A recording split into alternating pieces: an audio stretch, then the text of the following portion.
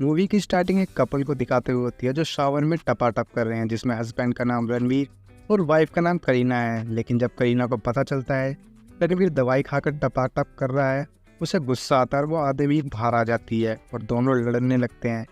और छोटी छोटी बात पर इनके बीच में लड़ाई होती रहती है। करीना का एक बुटीक है जिसमें काम करती है डोली और ज्योति, और हाल ही में उसकी शॉप पर $12,000 की चोरी हुई है। दूसरी तरफ रणवीर का भी एक म्यूजिक स्टोर होता है, लेकिन उसका काम अभी अच्छा नहीं चल रहा। दोनों शॉप की फुटेज देख रहे होते हैं, जहाँ ये देखते हैं कि डोली कई बार कुछ लोगों के साथ शॉप में ही गपागप करवाती है। ये देखकर गुस्सा होने की जगह करीना के चेहरे पर हंसी आ जाती है।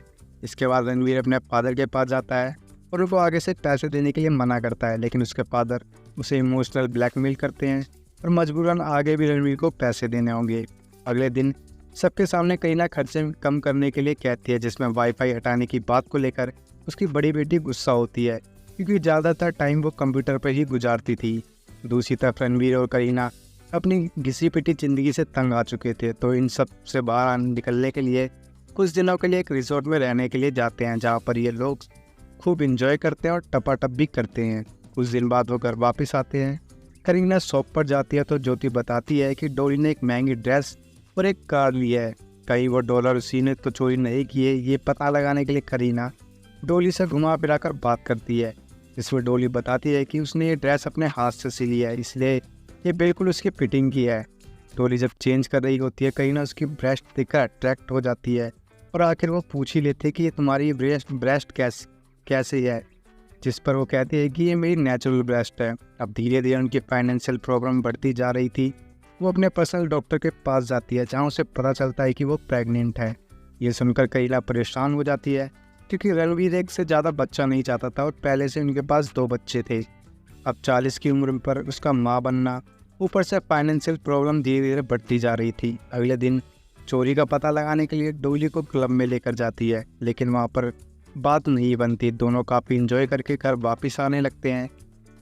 तभी कार में करीना डोली से शॉप की चोरी के बारे में पूछती है, तो डोली बताते हैं कि वो अमीर लोगों से पैसे लेकर उनके साथ सोती है और ज़रूरी ये चोरी ज्योति ने की है, क्योंकि वो ड्रग्स लेती है। फिर करीना अपने तीसरे बच्चे के बारे में बताती है और पूछती है कि मैं रणवीर को कैसे इस बच्चे के बारे में बताऊं।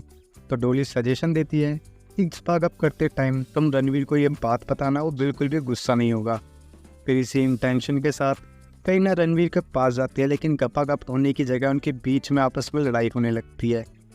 अगले दिन करीना ज्योति से मिलती है और कहती है, मुझे पता है कि तुमने ही वो चोरी की है। ज्योति डर से कबूल कर लेती है कि हाँ, उसी ने पैसे चुराए हैं, क्योंकि उसे ड्रग्स की आदत है। करीना उसे जॉब से निकाल कर वहाँ से चली जाती है। अगले दिन रणवीर का बर्थडे होता है और वो दोनों प्लानिंग बनाते हैं और डिसाइड करते हैं कि वो एक दूसरे के पेरेंट्स से अच्छे से बिहेव करेंगे। बर्थडे पार्टी में सब एक साथ डिनर कर रहे होते हैं, तभी फिर से दोनों के बीच अपने पेरेंट्स को लेकर लड़ाई होती है। जैसे तैसे रणवीर अपना केक काट लेता है। शाम को घर में करीना की फ्रेंड आती है और कहती है, मैंने अभी तुमको सिगरेट पीते हुए देखा, उससे तुम्हारे तीसरे बच्चे पर क्या असर होगा। इतनी सी बात सुनकर रणवीर साइकिल लेकर बाहर चला जाता है और जोर जोर से साइकिल चलाने लगता है। तभी उसकी टक्कर एक कार से होती है और उसे काफ़ी चोट लग जाती है। करीना उसे हॉस्पिटल लेकर जाती है। इलाज होने के बाद रणवीर कहता है, मुझे अपने तीसरे बच्चे की खुशी है, लेकिन दुख इस बात का है कि ये किसी और ने बताया मुझे। और बात रही में हमारे फाइनेंशियल प्रॉब्लम की, तो हम अपना बड़ा घर बेचकर एक छोटे से घर में रहेंगे और दोनों खुश रहने लगते हैं। इसी के साथ मूवी का एंड हो जाता है।